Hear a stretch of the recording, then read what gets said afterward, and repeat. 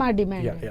భాష గారు, మీరు ఈ విషయంలో ఈ ఉదంతంలో కౌశిక్ ఎవరైతే అతుల్ సుభాష్ అనేటువంటి వ్యక్తి ఉన్నాడో, అతుల్ సుభాష్ అనే వ్యక్తి తాను చేస్తున్నది ఆర్టిఫిషియల్ ఇంటెలిజెన్స్లో ఒక డిప్యూటీ డైరెక్టర్ స్థాయిలో ఉన్నటువంటి వ్యక్తి. సో అంటే ప్రపంచాన్ని పరుగులు పెట్టిస్తున్న ఏఐలో అతను పనిచేస్తున్నాడు, కానీ ఈ సమాజంలో కొన్ని వ్యవస్థలు పెట్టిస్తున్న పరుగులో ఆయన గెలవలేకపోయి ఓడిపోయాడు. సో దీని విషయంలో ఎలా చెప్తారు, మీ వర్షన్ ఏంటి? ఫస్ట్ అండ్ ఫార్మోస్ట్ థింగ్ దీనికి భరణం 3 కోట్ల దాకా డిమాండ్ చేశారట. జడ్జ్ ఫస్ట్ 1 crore, తర్వాత అది 3 crores పెరిగింది. సో 3 కోట్లక డిమాండ్ చేశారు. మేడం ఇందాక ఒక కేసు గురించి చెప్పారు, ఫారెన్లో ఇలా జరుగుతుంటుందని చెప్పి. వాళ్ళు పిల్లల్ని తీసుకెళ్ళిపోతారు ఇంటి నుంచి, అమ్మకి లేదు నాన్నకి లేదు, నీకు లేదు నాకు లేదు, తీసుకెళ్ళిపోయి పెట్టేసుకుంటారు. వాళ్ళు నోరు మూసుకొని పడుండండి అంటారు. అండ్ ఇంకొకటి ఏంటంటే, మన భరణం ఇచ్చే స్కీమ్ ఏదైతే ఉందో దాంట్లో ఆవిడ ఈయన స్టేటస్కి తగ్గట్టుగా ఆవిడకి ఇవ్వాలి. ఈయన ఎంత స్టేటస్ ఉంటే ఆవిడకి ఈక్వల్గా ఆవిడ స్టేటస్ మెయింటైన్ చేస్తూ ఆవిడకి ఇవ్వాలి. సో ఇలాంటివి రాసుకుంటూ వచ్చారు మన చట్టంలో. అంటే ఒక కమ్యూనిస్ట్ భావజాలం అనుకోండి, లేకపోతే ఇప్పుడు రష్యాలో అట్లాంటి దేశంలో ఒక మనిషి బతకడానికి ఎంత కావాలి అంత ఇచ్చి మిగతా నీకు కావాలని నువ్వు సంపాదించుకో. మొన్న బెంగళూరులో ఒక జడ్జి ఒక ఆవిడ అడిగింది 6 లక్షల మెయింటెనెన్స్ కావాలంటే, నీకు ఎంత కావాలి, నీకు బేసిక్ నీడ్స్కి ప్రొవైడ్ చేస్తాను.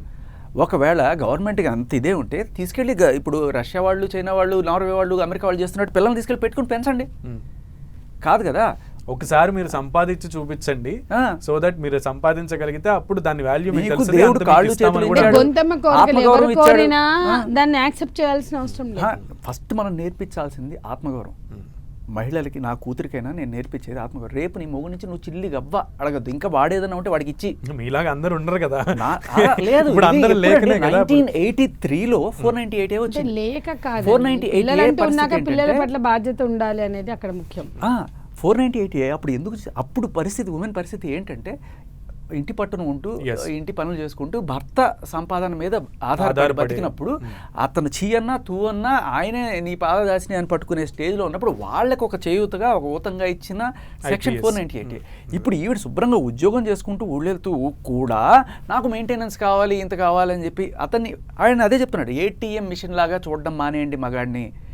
ఆయన సరే అంత చేసినా కూడా ఒక్క పాయింట్ ఏంటంటే, నా డబ్బులు ఇవ్వడం కూడా ఒక పాయింట్ కాదు, పిల్లాడిని చూపించరు.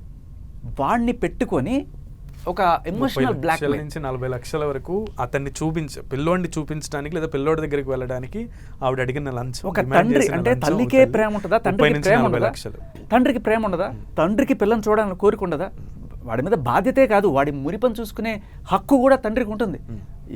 ఇప్పుడు ఫారెన్లో పోతే సండే ఫాదర్స్ అంటుంటారు, వాళ్ళందరినీ సండే వచ్చి చూసుకొని పోతుంటారు. మన ఇండియాలో ఎలా ఉంటారంటే కనీసం నువ్వు చూడడానికి కూడా వీళ్ళు వాడికి నూరు పోస్తుంటారు అనమాట. మీ నాన్న దరిద్రుడు, మీ నాన్న చండాలుడు అని చెప్పి నూరి పోసి వాడిని ఒక పురుగులాగా చూపించి వాడిని మొత్తానికి దూరం చేస్తారు. నేను మీకు ఒక పేరు చెప్పకుండా నేను చెప్తాను. సుప్రీంకోర్టు లాయర్ ఒక ఆయన పెళ్లి చేసుకొని పిల్లల్ని కన్న తర్వాత వాళ్ళ ఆవిడికి ఆయన నచ్చక వేరే వెళ్ళిపోతే ఆయన పిల్లల్ని కూడా చూసుకోలేని పరిస్థితి. ఆయన ఆస్తులు ఇచ్చుకున్నాడు పిల్లల మీద ప్రేమతో, ఆయన ఏమి మళ్ళీ కేసులు, పిల్లల మీద ప్రేమతో ఆయన ఇవ్వాల్సినంత ఇచ్చేశాడు, కానీ పిల్లాడిని కూడా చూపించలేదు ఆవిడ. ఆయన నరకయాతను భరించి ఆఖరికి ఫైనల్గా ఎవరో వేరే ఆవిడని పెళ్లి చేసుకుని, ఆల్రెడీ పిల్లలు ఉన్న ఆవిడని పెళ్లి చేసుకుని నా కొడుకులాగా ఆయన సాక్కుంటున్నాడు. ఇది అంటే ఎగ్జాంపుల్స్ అని కాదు. ఇప్పుడు భరణం అనేది ఎంతవరకు ఇవ్వాలి? ఒక కోర్టు ఏమో 8 లక్షలు ఇవ్వాలని ఏదో మన పృథ్వీ గారి కేసులో చెప్తే మళ్ళీ హైకోర్టుకు వచ్చేప్పుడు అది 20,000 చేసింది. నేను అనేది ఏంటంటే బేసిక్ నీడ్స్కి ఇవ్వండి, ఖచ్చితంగా ఇవ్వాలి. అంతేగాని ఆయన అక్కడ బతుకుతున్నాడు కాబట్టి ఆయనకి స్టేటస్ కోలాగా నువ్వు కూడా ఉండాలని చెప్పి లేదు.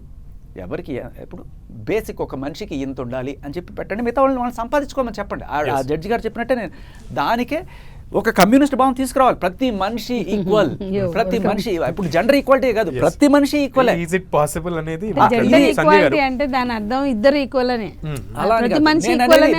ప్రతి మనిషి ఈక్వల్, ప్రతి మనిషికి ఇంత ఖర్చు వచ్చినప్పుడు జెండర్ అండి, మిగతా క్యాస్ట్ వచ్చినప్పుడు అన్ని ఈక్వల్. అంటే ఈక్వాలిటీ అంటే దేని దానికి ఈక్వల్. ఇంకొకటమ్మా, ఇప్పుడు ఇంకొకటి ఏంటంటే మనకి హిందూ వివాహ చట్టం వేరు, ఇంకా ముస్లిం క్రిస్టియన్లకు వేరువేరుగా ఉన్నాయి చట్టాలు. ఇప్పుడు మనకి ఏం చేస్తారంటే పెళ్లి చేసుకునేటప్పుడు మీకు పెళ్ళైందా, ఓకే, పెళ్లి చేసుకునేటప్పుడు పూజారి వస్తారు, మంత్రాలు చదువుతారు, మాంగళ్యం చదువుతారు. ఆ మంత్రాలు ఎవరికి అర్థం కాదు, రకరకాల అటు తిరుగు ఇటు తిరుగు ఇది అది అని చెప్తారు. కానీ అరే పెళ్లి చేసుకున్న తర్వాత మగాడి బాధ్యతలు ఇవి, అమ్మాయికి బాధ్యతలు ఇవి, రేపు ఆవిడ నీ మీద కేసు పెడితే నీకు ఇది అవుతుంది, నువ్వు ఆవిడ నిన్ను కొట్టినా నువ్వు కేసు పెట్టే పరిస్థితి ఉందా, ఆవిడ అడిగితే నువ్వు ఇంత ఇవ్వాల్సి వస్తుంది. ముందే ఒక మంచి ఆడ ఎక్కడ ఏం లేవు. ఆ ఎందుకు education లేవా? దాని నేను parental అడుగుతున్నా, నేను ఎందుకు counselings ఏ అడుగుతున్నానంటే లేవు మన దగ్గర. అలాంటి కౌన్సిలింగ్ ముందే ఇవ్వాలంటారు మీరు. ఆఫ్టర్ ఈ మ్యారేజ్ ముందే కౌన్సిలింగ్. పనికిమాలని కూడా అన్నాను, కానీ ఒక మంత్రాలు నాకు అర్థం కానివి ఏవో చెప్పేస్తే అర్థం కాని ఏవో మంత్రాల్లో కొడుతుంది. చాలా అర్థాలు ఉన్నాయిలేండి. ఉన్నాయి. అందులో ఉన్నాయి. ఆడవాళ్ళని నేను ఎందుకు చూసేవాళ్ళే చెప్తున్నాను? ఉన్నాయి. కాదు No. ఇది పాయింట్ చాలా మందికి తెలియాలి. ముస్లిం వివాహంలో నిక్కా నామా అని ఒకటి ఉంటుంది. అదేంటంటే పెళ్లికి ముందే రాసేసుకుంటారు వాళ్ళు. ఏంటి, ఒకవేళ ఇన్ కేస్ నేను నీకు విడాకులు ఇచ్చే పరిస్థితి వస్తే నేను నీకు ఎంత ఇస్తాను, ఆ టైంలో మనకి పిల్లలు ఉంటే వాళ్ళకి ఎంత ఇస్తాను Marriage of అని చెప్పి, సియాహా ఉంది తెలుసు. నిక్కా నామా లాగా ఎందుకు రాసుకోరు? ఇప్పుడు రాసుకోకపోవడం వల్ల వచ్చింది ఇస్లాంలో ఏంటంటే, ఉందండి అప్పుడు ఏమవుతుంది, ఎక్కడ అంటే లేదు. ఇప్పుడు ఈ అమ్మాయి ఎవరైనా సరే, ముస్లిం వివాహ చట్టం ప్రకారం చేసుకున్న అమ్మాయి ఎవరైనా సరే వెళ్ళినప్పుడు వాళ్ళు ఏం చేస్తారు, ఓకే అగ్రిమెంట్లో అవుతుంది కదా ఇది ఇచ్చే, వాడు కాదనడానికి లేదు, వీళ్ళు కాదనడానికి లేదు. అదే మనకి ఏమి రాసుకోకపోవడం, వేగ్గా వెళ్ళిపోవడం వల్ల పోలీసులు అడుగుతారు, జడ్జిలు అడుగుతారు, లాయర్లు అడుగుతారు. ఆ తర్వాత కింద కోర్టు ఒకటి ఆర్డర్ చేస్తుంది, పై కోర్టు ఒకటి ఆర్డర్ చేస్తుంది, సుప్రీం కోర్టు ఒకటి ఆర్డర్ చేస్తుంది. ఎందుకు ఈ కన్ఫ్యూజన్? ప్రతి పెళ్లి చేసుకునేవాడు అగ్రిమెంట్ రాసుకోండి. ఉండాలనేది వాస్తవం. అది తను చెప్పింది మంచి పాయింటే. సో కానీ ముందే అక్కడ మాట్లాడుకుంటే issues ఉన్నాయి. లేదు అక్కడ ఉన్నాయి.